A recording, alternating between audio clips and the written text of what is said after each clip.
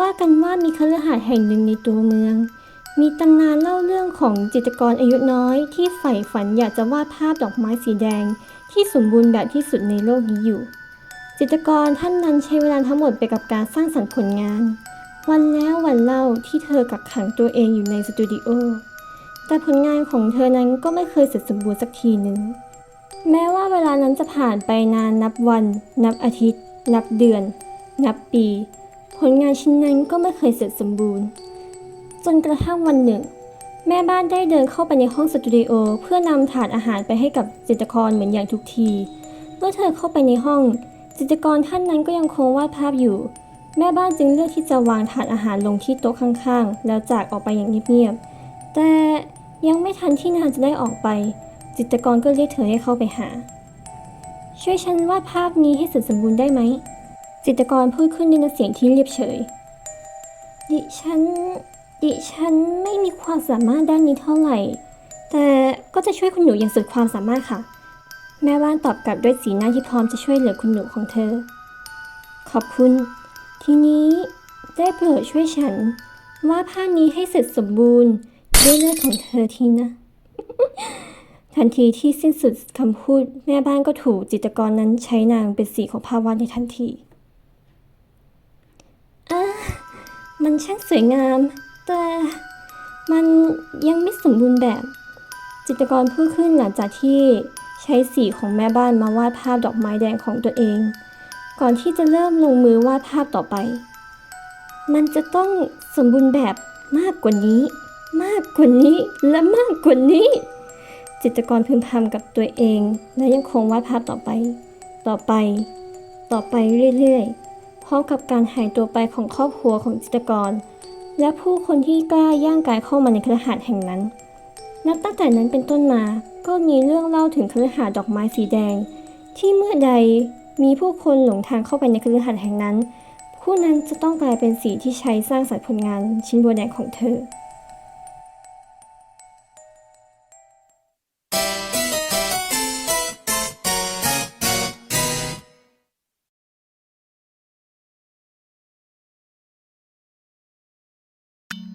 ในค่ำคืนแห่งฮาโลวีนหญิงสาวในชุดเครื่องแต่งกายผีน้อยกำลังยืนมองคฤหาสน์ร้างที่เต็มไปด้วยดอกไม้สีแดงอยู่ตะเกียงสีดำที่ใส่คริสตัลสีขาวส่องสว่างทำให้เธอดูเหมือนวิญญาณเล่ร่อนที่ออกมาเที่ยวเล่นในยามราตรีก่อนที่ตัวของเดอะแมดอลิซจะค่อยๆก้าวเท้าไปที่ประตูหน้าบ้านและเข้าไปในคฤหาสน์อย่างเงียบๆเมื่อเข้ามาข้างในบรรยากาศของคฤหาสน์นั้นนับว่ายังอยู่ในสภาพที่ดีในระดับหนึ่งโดยเฉพาะกับรูปภาพแม้ว่าสถานที่นี้จะทรุดโทรมลงไปตามกาลเวลาแล้วก็ตามหลังจากที่เดินสำรวจจนมาถึงที่ทางบันไดทางขึ้นของคฤหาสน์จู่ๆก็มีเสียงปริศนาดังขึ้นที่ข้างหลังของเธอช่วยฉันวาดภาพนี้ให้เสร็จสมบูรณ์ได้ไหม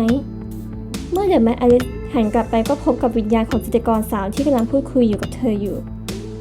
ฉันสนใจที่จะเป็นผู้ชมผลงานของเธอมากกว่านะอีกอย่างสีแดงตามห้างที่เป็นแพงๆเนี่ยยังไม่แดงพอสำหรับเธอเหรอหรือเธอแค่แซงว่าบ้านรวยแต่จริงๆแล้วจนเลยต้องเอาสีแดงจากคนหรือยังไม่ทันที่เดอะแมดอลิซจะพูดจบจิตรกรก็พูดแทรกขึ้นงั้นเธอจะไม่ช่วยฉันเหรอจิตรกรถามกับเดอะแมดอลิซแม้ว่าจะเป็นวิญญาณแล้วแต่เธอก็ยังแสดงสีหน้าที่เริ่มมีอาการหงุดหงิดขึ้นมาฉันแค่อยากเห็นภาพนั้นเฉยๆน่ะเดอะแมดอลิซก็ตอบดูถ้าเธอจะไม่ช่วยฉันจริงๆสินะจิตรกรถามพึมพำกับตัวเองด้วยสีหน้าที่ดูเสียดายฉันแค่อยากจะเห็นภาพนั้นเดอะแมดอลิซยังคงยืนยันคำเดิมงั้นก็ได้คุณผู้ชมที่น่ารักถ้าคุณแค่อยากมาเพื่อชมผลงานฉันก็ยินดีให้ชมหลังมันเสร็จสมบูรณ์แต่ก่อนจะถึงเวลานั้นฉันคงต้องขอให้3ผู้ช่วยก่อนหน้าเร่งรีบในการช่วยเหลือฉันซะแล้วจิตรกรพูดขึ้นด้วยสีหน้าที่ยิ้มทะเลนและเอานิ้วมาจรดไว้ที่ปากของเธอเดี๋ยว3 คนเหรอมีคนเข้ามาก่อนหน้าฉันเหรอเดอะแมดอลิซถามขึ้นด้วยสีหน้าที่ตกตะลึงแน่นอนตอนนี้พวกเขากำลังช่วยเหลือฉันอยู่ด้วยแหละแม้ว่าผู้ช่วยคนที่3จะหายไปไหนก็ไม่รู้เถอะนะเอาเป็นว่าฉันจะไปหาเธอต่อแล้วล่ะส่วนคุณผู้ชมที่น่ารักรบกวนคุณช่วยไปรอในห้องรับแขกก่อนเดี๋ยวนี้หลังจากที่จิตรกรพูดจบเธอก็ดีดนิ้วและพื้นที่บริเวณที่เดอะแมดอลิซยืนอยู่ก็กลายเป็นหลุมขนาดใหญ่ และเธอก็ตกลงสู่หลุมนั้นและหายไปพร้อมกับความมืดมิดในหลุมที่เต็มไปด้วยหนามแหลมที่ถูกปกคลุมด้วยดอกไม้แดงจำนวนมากรวมไปถึงกะโหลกของมนุษย์เดอะแมดแอลิสเกาะผนังหินเอาไว้ได้ทันก่อนที่จะล่วงลงสู่หนามแหลมเหล่านั้นเธอค่อยๆปีนลงไปอย่างช้าๆและออกไปตามทางที่ถูกขุดขึ้นเอาไว้เธอเดินมาตามทางเรื่อยๆจนในท้ายที่สุดแล้วเดอะแมดแอลิสก็สามารถออกมาจากชั้นใต้ดินรับแขกนั้นได้ที่สุดต้องหาผู้เคราะห์ร้าย3 คนนั้นให้เจอและพาออกไปจากที่นี่ก่อนเดอะแมดแอลิสบ่นพึมพำกับตัวเองณตอนนี้เธอเดินมาเรื่อยๆจนมาอยู่ถึงโถงทางเดินของคฤหาสน์สภาพของโถงทางเดินค่อนข้างจะเก่าแถมมีดอกกุหลาบแดงและลูกแขวนเต็มไปหมดไม่รู้ว่าทำไมแต่ดอกไม้พวกนี้มีบางอย่างที่ทำให้เดอะแมดแอลิสนั้นรู้สึกถึงภัยอันตรายจึงทำให้เธอเลือกที่จะเดินเลี่ยงพวกมันเท่าที่ทำได้เดอะแมดแอลิสค่อยๆเดินไปตามทางอย่างระมัดระวังเพราะเชื่อว่าจะต้องมีกับดักรอเธออยู่เป็นแน่ทันใดนั้นเองเธอก็ได้ยินเสียงของหล่นออกมาจากห้องที่เธอเพิ่งผ่านพ้นไปเดอะแมดแอลิสจึงค่อยๆแง้มประตูดังกล่าวออกอย่างระมัดระวังเพื่อสำรวจสิ่งที่อยู่ภายในห้องนี้เต็มไปด้วยรูปภาพมากมายต่างๆนานาที่ถูกวาดออกมาอย่างเละๆและรูปแกะสลักที่แกะออกมาอย่างบิดเบี้ยวเสียงที่เดอะแมดแอลิสได้ยินเมื่อสักครู่นั้นก็คือเสียงของหุ่นรูปปั้นมนุษย์ที่ตกแต่งนั่นเองเมื่อเดอะแมดแอลิสลองเข้าไปสำรวจในห้องเธอก็ได้พบกับหญิงสาวที่แต่งตัวเป็นแม่มดกำลังนั่งปิดปากของตัวเองเพื่อไม่ให้มีเสียงเล็ดลอดออกมาเธอนั่งตัวสั่นเทาด้วยความหวาดกลัวอยู่ข้างๆของเธอนั้นมีตะกร้าฟักทองที่เต็มไปด้วยขนมอยู่แต่เล่นทิกเอาทิกไปกับเขาบ้างจังเลยอะเดอะแมดแอลิสคิดอยู่ในใจพอหญิงสาวเห็นเดอะแมดแอลิสเธอก็มีอาการหวาดกลัวจนไม่สามารถที่จะพูดออกมาได้ในขณะที่เดอะแมดแอลิสนั้นแสดงสีหน้าที่มึนงงก่อนที่เธอจะพูดกับอีกฝ่ายหนึ่งไปว่าขอขนมในคฤหาสน์ร้านนี้เธอคิดว่าจะได้ขนมปกติหรือไงฮะเอ๊ะหญิงสาวมึนงงกับคำถามของเดอะแมดแอลิสถ้าพวกเขาจะให้ขนมก็คงเป็นของที่พวกพูดผีปีศาจเท่านั้นละที่กินได้มนุษย์น่ะกินเข้าไปอาจจะท้องเสียแทนนะเดอะแมดแอลิสยังคงอธิบายต่อไปแล้วกับว่าเรื่องของขนมนั้นสำคัญที่สุดแต่จะพูดไปทำไมนะในเมื่อที่นี่มันไม่มีขนมแถมเจ้าของคฤหาสน์เนี่ยยังคิดจะใช้แรงงานฟรีอีกฉันว่าเธอคงอยากจะออกไปจากที่นี่เต็มทีแล้วสินะเดอะแมดแอลิสพูดจบก็ยื่นมือมาให้หญิงสาวเธอระบายรอยยิ้มน้อยๆให้เพื่อเป็นการปลอบโยนหญิงสาวเพื่อนของฉันในที่สุดหญิงสาวก็เริ่มพูดกับเดอะแมดแอลิสแม้เสียงจะยังติดขัดอยู่เพื่อนของฉันยังอยู่ข้างบนเธออธิบายด้วยเสียงที่สั่นเครืองั้นเธอก็ทิ้งพวกเขาไว้แล้วหนีมาคนเดียวเหรอเดอะแมดแอลิสถามพร้อมกับการยืนกอดอกไม่ใช่นะพวกเราหนีมาด้วยกันแต่พอหนีมาได้ดัสตินก็หายไปเลียมเขาก็เลยให้ฉันอยู่ที่นี่เขาจะไปช่วยดัสตินแต่ว่า หญิงสาวพูดไปก็เริ่มร้องไห้ไปจนไม่สามารถพูดต่อได้เพื่อนของเธอน่ะอาจจะยังมีชีวิตอยู่ก็ได้และกำลังถ่วงเวลาไม่ให้จิตรกรนั่นเจอเธอฉันว่าทางที่ดีที่สุดในตอนนี้สำหรับเธอก็คือการออกจากที่นี่แล้วเธอก็ไปขอความช่วยเหลือซะนะน้อยๆก็หล่อนคนนึงก็ยังดีนะเดอะแมดแอลิสพูดให้กำลังใจกับหญิงสาวแม้ว่าคำพูดสุดท้ายนั้นจะพูดออกมาด้วยน้ำเสียงที่เบาราวกับพูดทำกับตัวเองแต่เพื่อนของฉันหญิงสาวพยายามที่จะพูดกับเดอะแมดแอลิสแต่พอร้องไห้อยู่จึงทำให้พูดได้อย่างยากลำบากไม่เป็นไรเดี๋ยวฉันจะไปตามหามาให้ส่วนเธอก็ออกไปเถอะเพราะตอนนี้น่ะเธอดูกลัวเกินก่อนจะทำอะไรได้นะสู้รักษาชีวิตตัวเองเพื่อรอได้พบกับเพื่อนของเธออีกครั้งหนึ่งเถอะนะเดอะแมดแอลิสพูดตัดบทอีกฝ่ายแล้วยื่นมือออกมาให้หญิงสาวจับไปเถอะเดอะแมดแอลิสพูดหญิงสาวค่อยๆจับมือของเดอะแมดแอลิสอย่างกล้าๆกลัวๆก่อนที่ทั้งสองจะตรงไปที่ประตูทางออกของคฤหาสน์แต่เมื่อพวกเขาไปถึงที่ประตูทางเข้ากลับถูกดอกกุหลาบสีแดงขึ้นเกาะขวางกั้นประตูเอาไว้ทำให้ไม่สามารถเปิดประตูออกไปได้และหลุมกับดักก็ได้หายไปแล้วด้วยเช่นเดียวกันระหว่างที่ทั้งสองกำลังให้ความสนใจไปกับที่ประตูนั้นจู่ๆก็มีเสียงดังขึ้นที่ข้างหลังของพวกเขาที่แท้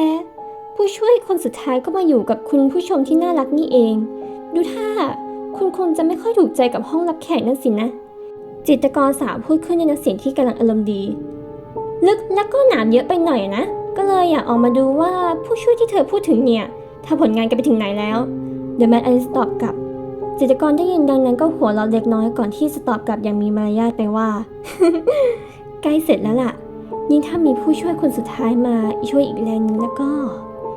หญิงสาวเงียบเสียงลงและค่อยๆหันไปทางที่หญิงสาวสวมชุดแม่มดอยู่คนนี้เหรอเดอะแมนอลิสทักและหันไปมองที่หญิงสาวที่มีท่าทางหวาดกลัวก่อนจะหันกลับไปตอบกับจิตรกรสาวต่อว่าฉันว่าเธอน่าจะทำผลงานเละแทนมากกว่าสมบูรณ์นะ ก็ไม่แน่หรอกนะบางที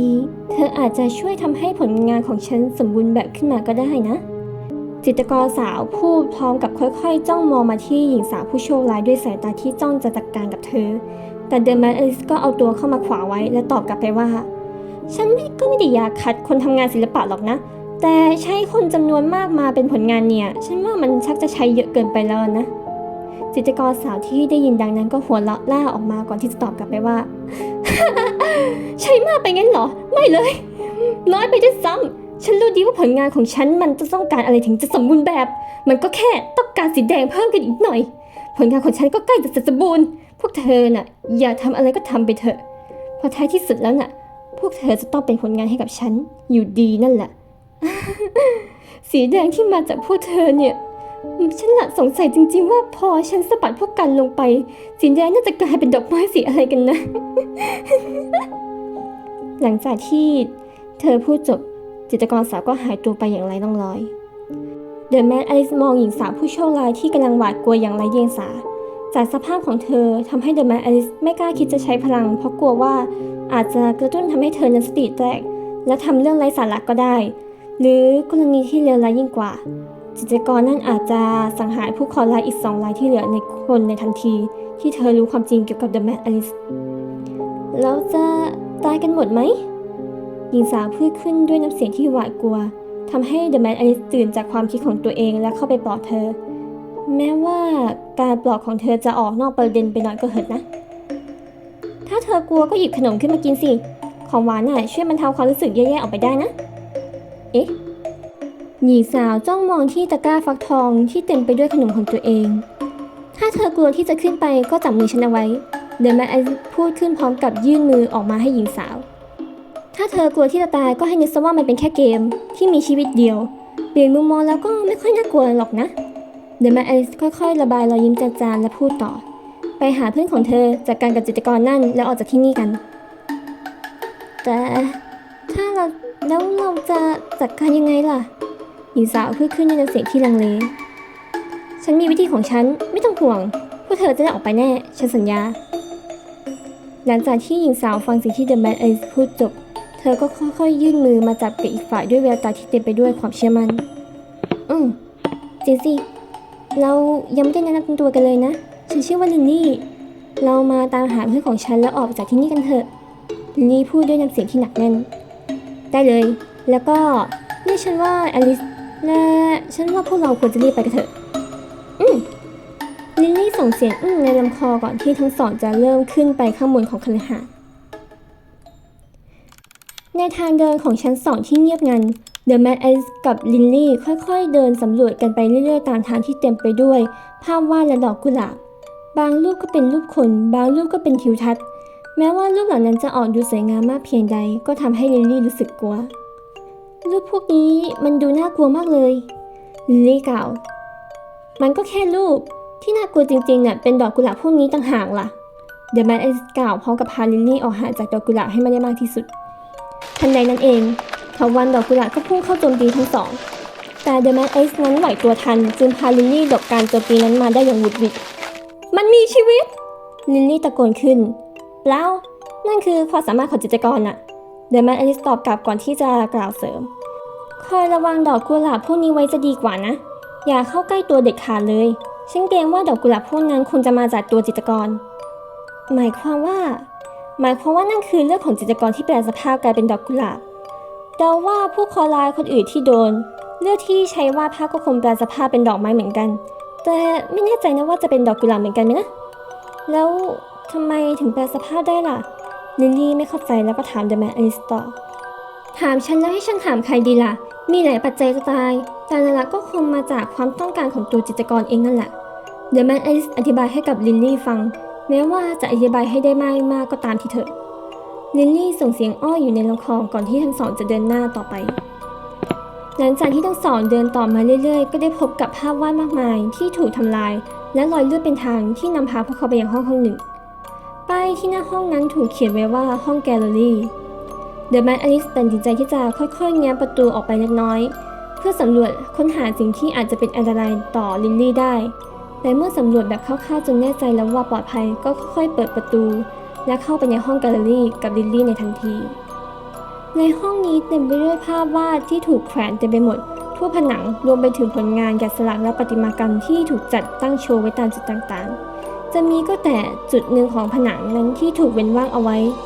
เดอะแมนอลิสจึงเดินเข้าไปตรวจสอบด้านล่างของพื้นที่ว่างตรงนั้นมีป้ายเล็กเขียนเอาไว้อยู่ป้ายนั้นถูกเขียนเอาไว้ว่าผลงานที่สมบูรณ์แบบที่สุดเสียงกรีดร้องของลิลลี่ทำให้เดอะแมนอลิสหยุดการสำรวจห้องและรีบวิ่งไปหาลิลลี่ที่กำลังนั่งสุดตัวอยู่เธอกำลังจ้องมองไปที่รูปวาดรูปนิงและตรงบริเวณนั้นมีคราบเลือดจางๆเป็นทางเหมือนถูกคนลากเข้าไปในภาพวาดนั่นเลียมลิลลี่พูดขึ้นด้วยน้ำเสียงที่สั่นเครือแล้วค่อยๆชี้ไปยังภาพนั้นภาพที่ลิลลี่ชี้เป็นรูปวาดของสวนดอกกุหลาบที่เต็มไปด้วยโครงกระดูกมนุษย์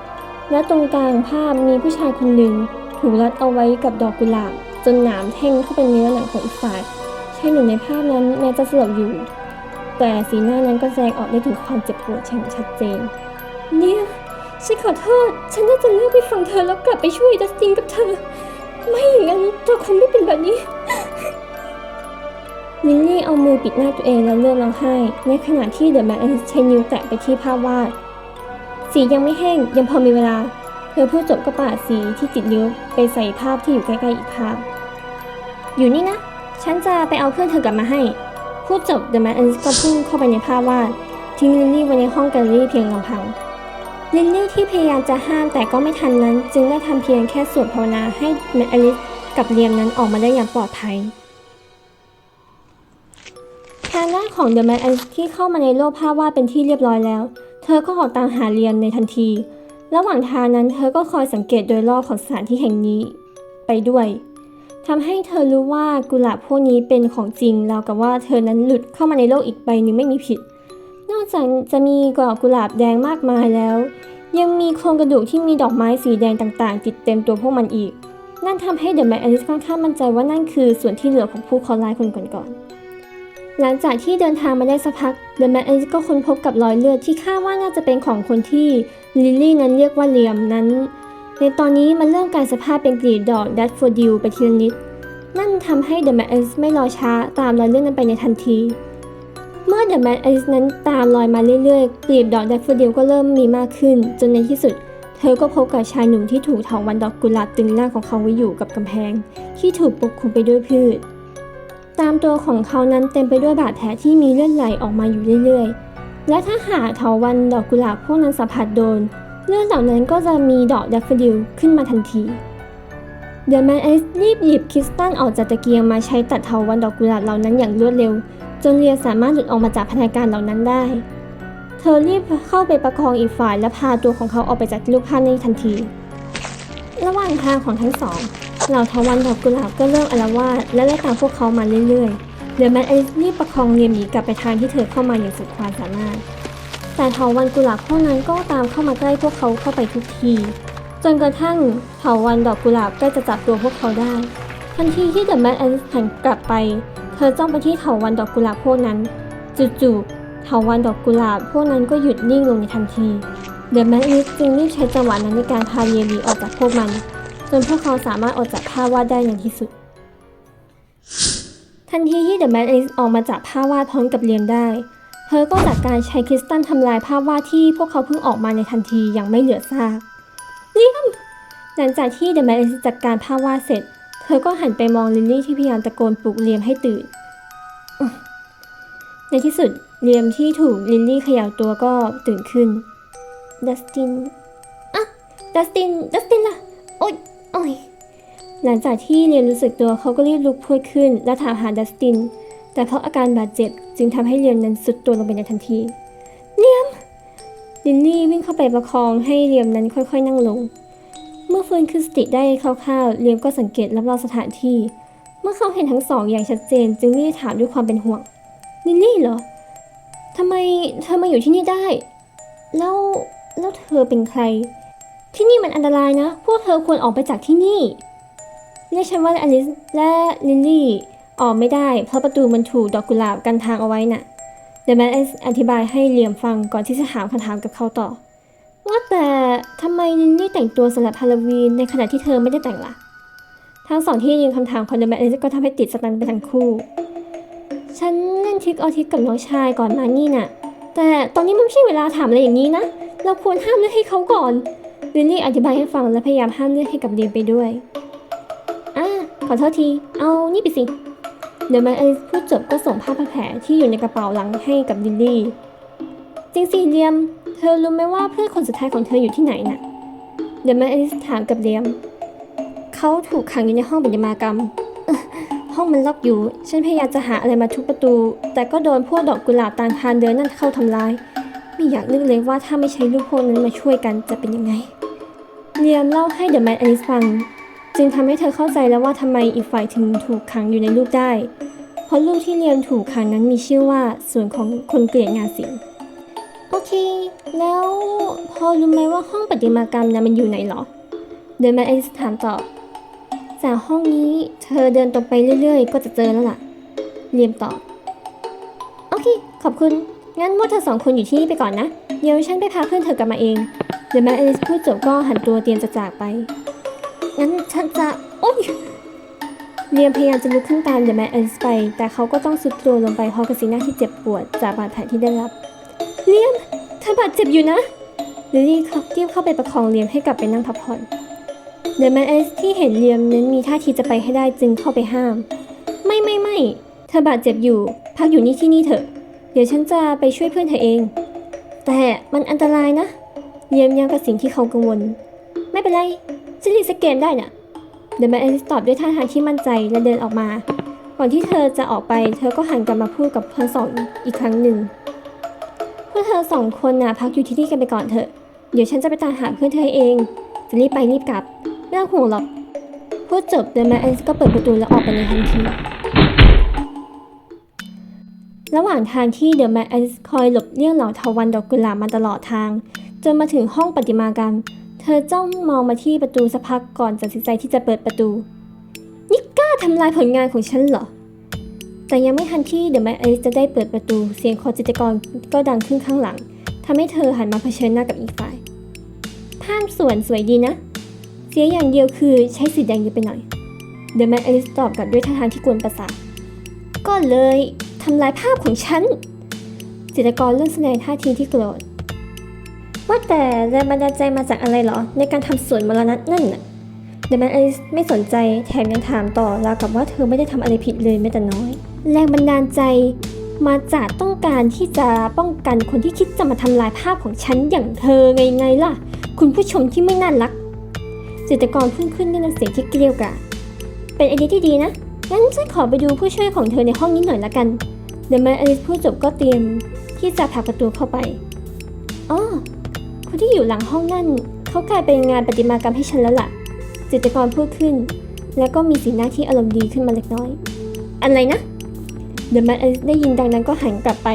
แต่จิตรกรก็หายไปแล้วเธอจึงไม่รอช้าที่จะเปิดประตูเข้าไปในห้องนั้นทันทีในห้องที่เต็มไปด้วยผลงานแกะสลักและงานปั้นต่างๆทั้งที่เสร็จสมบูรณ์และยังไม่เสร็จรวมไปถึงสิ่งที่น่าจะสะดุดตาที่สุดก็คงจะเป็นชิ้นส่วนมนุษย์เป็นๆที่กระจัดกระจายไปตามจุดต่างๆของห้องและตรงกลางของห้องมีรอยเลือดกับกลีบดอกบีฟโกเฟียกระจายอยู่เดอะแมนเดินเข้าไปสำรวจตรงกลางห้องเพื่อดูร่องรอยเหล่านั้นแปลกเลือดค่อนข้างจางกว่าหรือว่าจะเดอะแมนไม่รอช้ารีบหาชิ้นส่วนร่างกายมาเพื่อตรวจสอบเมื่อเธอเจอชิ้นส่วนแข็งก็ทำการตรวจสอบในทันทีจากการตรวจสอบก็ทำให้เธอรู้ว่าแท้ที่จริงแล้วเจ้าของชิ้นส่วนเหล่านี้เคยถูกปลุกให้ฟื้นคืนชีพขึ้นมาแล้วอย่างต่ำครั้งหนึ่งถ้าเป็นอย่างนี้แล้วก็ยังมีโอกาสอยู่เดอะแมนรีบพึมพำกับตัวเองก่อนที่จะออกสำรวจเพื่อหาชิ้นส่วนที่เหลือต่อในระหว่างที่เธอกำลังหาชิ้นส่วนเหล่านั้นจู่ๆเดอะแมนก็สัมผัสได้ถึงสายตาที่จ้องมองมาที่เธอ เมื่อเธอหันกลับไปก็พบกับรูปปั้นเทวดาที่มีดอกกุหลาบปกคลุมทำท่าจะพุ่งโจมตีมาที่เธองานยากแล้วเดอะแมนอลิสบ่นกับตัวเองเธอจ้องรูปปั้นเทวดาตาไม่กระพริบแล้วค่อยๆถอยห่างออกมาแล้วไล่หาชิ้นส่วนที่เหลือแต่ยิ่งเดอะแมนอลิสหาเจอมากเท่าไหร่นอกจากรูปปั้นเทวดานั้นก็มีรูปปั้นอื่นๆโผล่ออกมาและไล่เธอมากยิ่งขึ้นขืนเป็นต่ออย่างนี้ต่อไปคงไม่ได้การแล้วพูดจบเดอะแมนอลิสก็วางชิ้นส่วนเหล่านั้นลงและหยิบคริสตัลออกมาจากตะเกียงอีกครั้งเธอค่อยๆหาจังหวะที่ตัวเองจะสามารถฟันเหล่าดอกกุหลาบที่ปกคลุมรูปปั้นและอาศัยใช้รูปปั้นที่ไม่มีกุหลาบมาโค่นทับรูปปั้นที่ไล่ล่าเธอ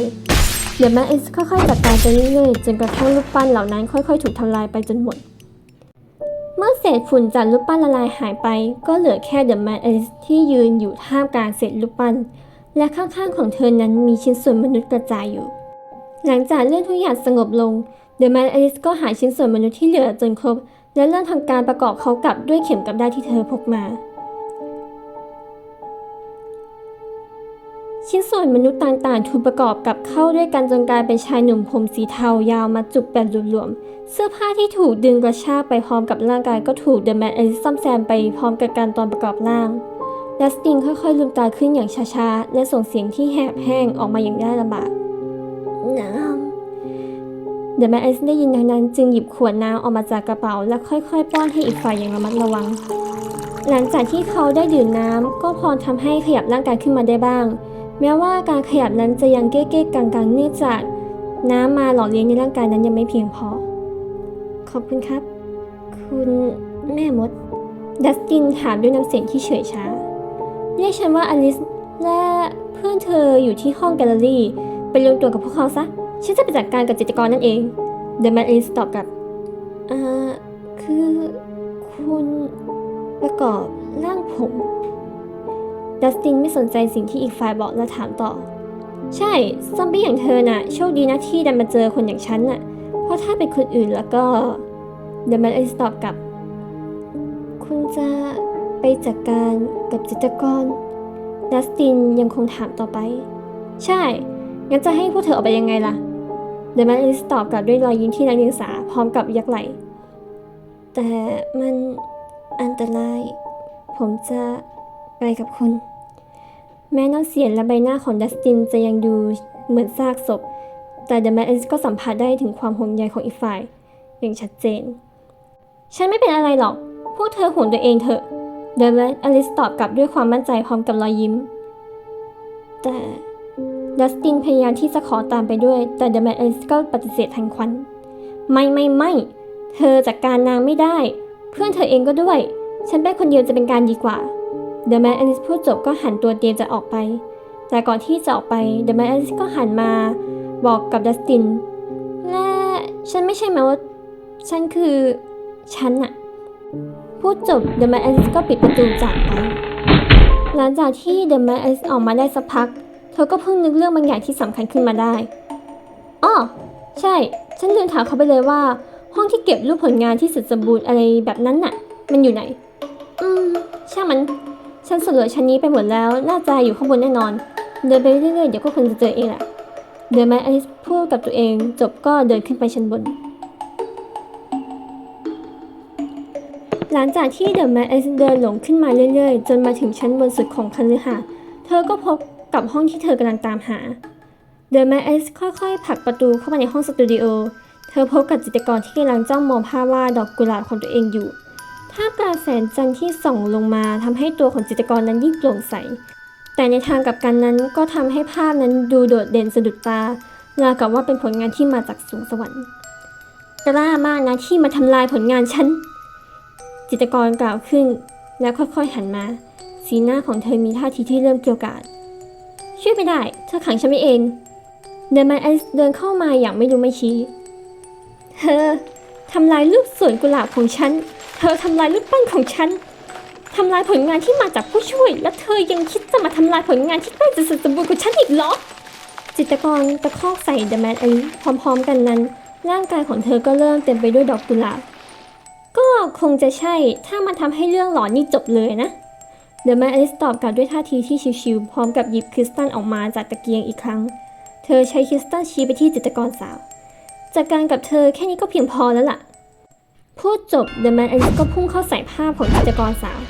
จิตรกรที่ตอนนี้โกรธจัดก็ใช้เถาวัลย์ดอกกุหลาบไล่จับเดอะแมนอลิสอย่างบ้าคลั่งพร้อมกับใช้เทียนทาสีไล่แทงเธอเดอะแมนอลิสคอยหลบหลีกเถาวัลย์และจิตรกรด้วยการใช้ผ้าวาดและอุปกรณ์ต่างๆตามห้องมาเป็นที่กำบังในระหว่างการหลบหลีกเธอก็ค่อยๆเข้าใกล้ผ้าวาดไปมากขึ้นเรื่อยๆจนเมื่อเธอจะสัมผัสกับผ้าวาดได้เถาวัลย์กุหลาบก็พุ่งเข้าใส่เดอะแมนอลิสโชคดีที่เธอไหวตัวทันจึงทำให้เบี่ยงตัวหลบมาได้แม้ว่ามือซ้ายของเธอจะถูกบาดแต่ก็แลกมากับที่ผ้านั้นถูกทวันแทงเข้าไปเต็มๆไม่จิตรกรกรีดร้องออกมาทันทีที่เห็นภาพของตัวเองนั้นถูกแทงเป็นรูเธอรีบพุ่งเข้าไปดูที่ภาพนั้นทันทีไม่ภาพของฉันจิตรกรมองดูภาพที่ถูกแทงด้วยความโศกเศร้าแกจะต้องชดเมื่อจิตรกรหันมามองที่เดอะแมนอลิสทำให้คำพูดและอารมณ์โกรธแค้นของเธอนั้นหายไปในทันทีบาดแผลมือซ้ายของเดอะแมนอลิสปรากฏดอกโบตันสีแดงที่ค่อยๆบานสะพรั่งและเริ่มบานขึ้นมาเรื่อยๆจนทำให้จิตรกรนั้นตกตะลึงช่างเป็นดอกไม้ที่สวยอะไรอย่างนี้จิตรกรพูดขึ้นด้วยน้ำเสียงที่ตกตะลึงโอ้อยากได้นี่สินะถ้าอยากได้ก็เอาไปเลยเดอะแมนอลิสพูดด้วยน้ำเสียงที่กวนประสาทก่อนจะสะบัดดอกโบตันใส่ภาพวาดดอกโบตันที่ถูกสะบัดใส่ผ้าวาดนั้นจู่ๆดอกโบตันก็ค่อยๆบานขึ้นมามากขึ้นทับภาพดอกกุหลาบดังเดิมไปจนหมดแล้วค่อยๆลามไปเรื่อยๆจากรูปสู่ขาตั้งรูปจากขาตั้งรูปสู่พื้นห้องและจากพื้นห้องก็ขยายไปทั่วห้องสตูดิโอ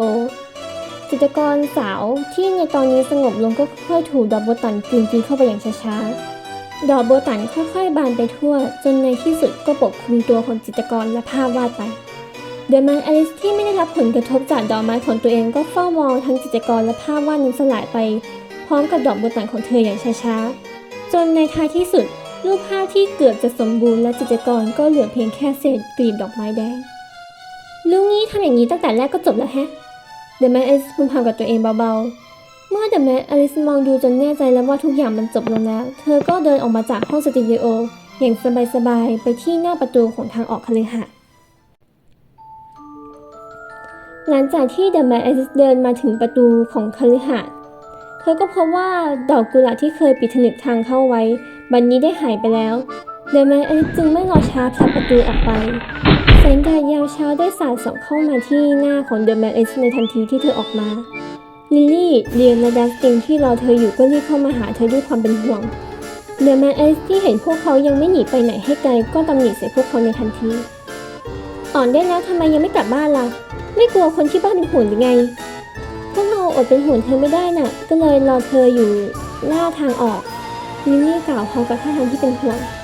พวกเรากล่าวว่าถ้าคุณยังไม่ออกมาก็จะแจ้งตำรวจเรียมบอกกับเดอะแมนอลิสและตอนนี้อาการของเขาหลังจากห้ามเลือดไว้ได้ก็ดูดีขึ้นมาบ้างอันที่จริงเราจะขึ้นไปหาแต่เรียมกับลินลี่ดัสตินพยายามที่จะอธิบายแต่เพราะว่ากว่าจะพูดออกมาได้จนจบเดอะแมนอลิสก็เลยต่อบทให้จนจบแทนก็เลยเลือกออกมาขอความช่วยเหลือจะดีกว่าเป็นไอเดียที่ดีนะทั้งสามแสดงท่าทางที่คึกคืนออกมา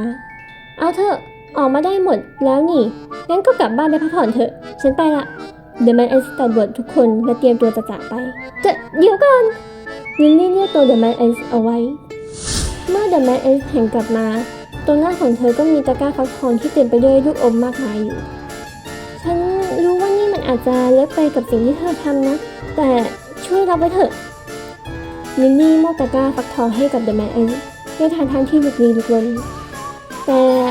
เธอต้องไปเคาะประตูตามบ้านต่างๆนานามาเยอะนะถึงจะได้มาเดอะแมนอลิสยังไม่กล้ารับมาแม้ในใจของเธอนั้นอยากจะกินมันแล้วก็ตามรับไปเถอะถือซะว่าเป็นของตอบแทนเล็กๆละจากพวกเรา